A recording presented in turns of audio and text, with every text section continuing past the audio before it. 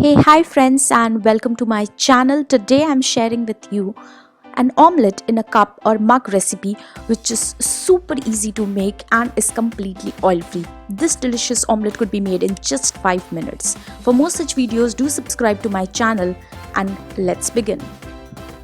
So firstly, I took around half an onion, that would be 1 tablespoon of chopped onion and 1 tablespoon of chopped beans, a pinch of pepper, a pinch of salt, 1/4 tablespoon of chili powder, 1/4 tablespoon of baking soda, 1/4 tablespoon of garam masala, and now the most important ingredient, 1 egg, 1 tablespoon of milk, and mix everything very well.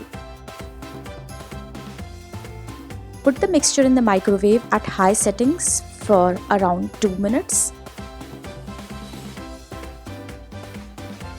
Enjoy a soft and delicious oil-free omelette with some toast. And with that, spread the smiles.